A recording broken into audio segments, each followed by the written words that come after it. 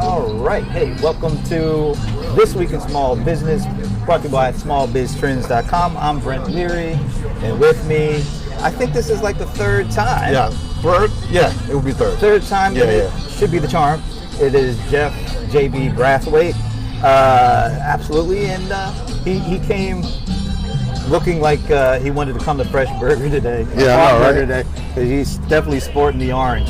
Anyway, Right? so, as usual, every week there's a lot of good stuff on smallbiztrends.com. They send me the list of the top articles. I choose a couple I want to talk about, and then I talk about them with somebody like Mr. Brathwaite here. So before we jump in and talk about it in detail, we're going to touch on three things today. The first one, well, let's see. The first one is going to be the stat around 66% of businesses advertise online, which is way lower than the 89% of the customers that are online. We're going to talk about that. We're going to talk about 9 small business mobile trends that you can't afford to miss. And last, and certainly not least, I like this one, gamification and helping your customer service teams do a better job at customer service. That's pretty interesting. Never thought about that before. But anyway, first one up. This one comes from Michael Gouda. Only 66% of businesses advertise online, even though 89% of their customers are there. All right. Now, I know you know a lot about this kind of stuff. Right. Are you surprised that it seems to be a disconnect in terms of customers are here, small businesses aren't advertising where they are? What's the? Are you surprised by that at all? No. I think there's so many more that are using other means of advertising, not traditional. They're not paying for it per se. Okay, they're doing more social media, doing more things that bring them in, and it doesn't give them a cost regarding like the advertising budgets. Advertising budgets, I think, are shrinking considerably. But is it is it more they don't know? Maybe they don't know how many of their customers are online or on social networks because they just never realized that how important it is, or is it strictly because a lot of folks just don't want to pay to advertise? That too. I think it's both, because advertising in itself, if you look at even TV is doing ads to try and get people to advertise on TV. Have you seen those commercials yet? That's true. It's like, wait a minute, when did TV started making commercials about advertising on TV? It was a given. It's like a circular thing. That was a given, and now they're doing it, saying, please come back to TV, because we miss you. So, well, they missed the money. Well, that more. But I think, when you hear stats, and I think it's probably part cost, but also part not knowing just where their customers are online. Right. Okay. And the importance of meeting them when they're online. Okay. I'll give them a little slack on that. Okay. Let's give them slack. The next one, this one comes from the Young Entrepreneur Council. 9 small business mobile trends you can't afford to miss. Now, there's some I think that are kind of obvious. Right. I like this simple design. We like simplicity. We like it easy to maneuver, right. Especially when you're on your mobile. SMS marketing, GPS related marketing. That's interesting. The GPS stuff.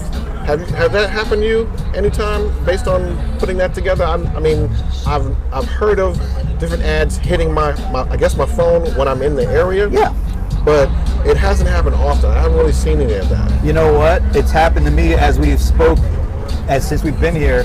I have the AAA app, and when I'm somewhere where there's a deal that is being offered by, I guess, a AAA member company, right, I get a notification saying nearby discounts. Oh, nice. So yeah, it happens to me all the time with certain. Well, I don't have AAA, so maybe that's what What I thought was really interesting, this idea of transactional texting. Okay. And this happens a lot with Subway. Like, right. I get a text every week that has a discount associated, like buy one sandwich, get one half off.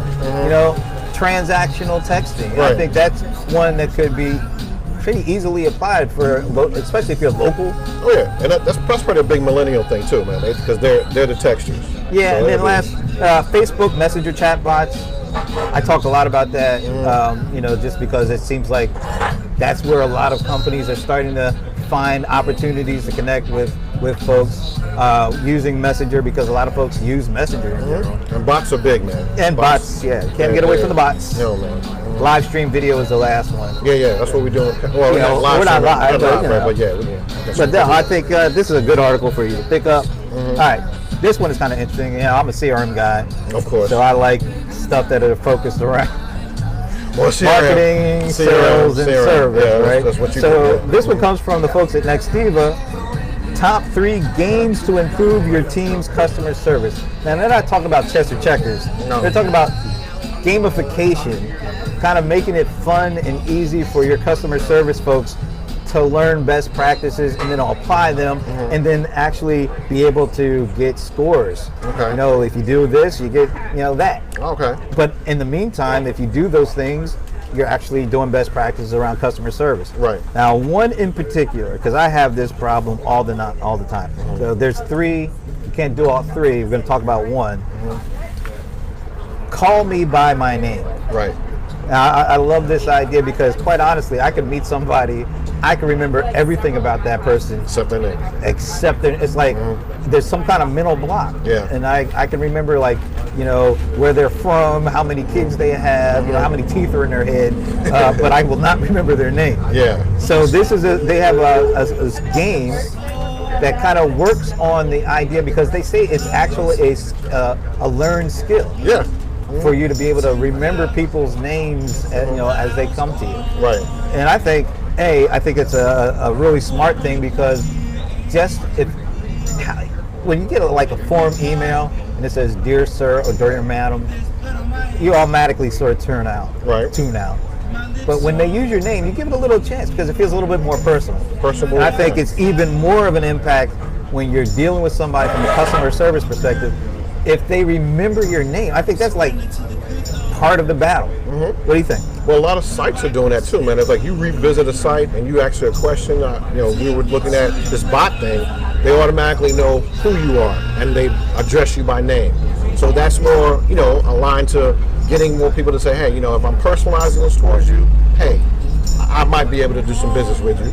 So this thing in terms of a game, I remember doing a name game where you try and look at somebody and get something of their quality, their face or whatever, and you rhyme it with something that goes with their name. Okay. So it's like, give me an example. It's like Brent, and you got a beard that is, Brent beard type, whatever, and if you can stick that in your head, you can make something really, that doesn't really match what you think, but your brain just gets it. And Brent with the beard, Brent with something that will picture you. But if you shave your beard, then I'm lost. You know what I'm saying? You're not the only one that's lost. My mom would know me if I didn't have this. Well, I'm just saying that's how I used to do it. So I think some people might think this is kind of corny, but anything that's gonna I've got to look into this just for myself, because I really do have a problem when I first meet somebody remembering their name. Out of all the other things they tell me, I'll remember, but their name I won't. So I think this is a good one. And check out the article, because there's a lot of good things out here. Yeah. Nextiva brought this one, and also Nextiva was responsible for another one I'm not going to really talk about, but I just think I need to give a shout out. If you're interested in learning more about how you can use cloud-based services for your phone, if you have a company and you have maybe a presence that you don't want to necessarily have to have the big time physical presence of what a phone system is, you want to use a cloud-based system, check out this article on smallbusinesstrends.com that talks about why you should look for a cloud-based phone system. Cool. All right, so once again, thanks for coming in and helping me. Appreciate it. Thanks so much, man. Appreciate that. Yeah. Farm Burger, we here, up here again. Absolutely. Awesome. Thank you. And if you want to check out, you should check out all the articles and the ones we talked about, and also just a list of all the things that came out this past week on smallbusinesstrends.com. And also, please subscribe to the YouTube channel. Make sure that when we put out these videos, you get notified, you can know when they come out. And also, maybe give us a little like or a comment if you feel moved to do so. We appreciate it. Thanks again for joining us. We'll see you next week.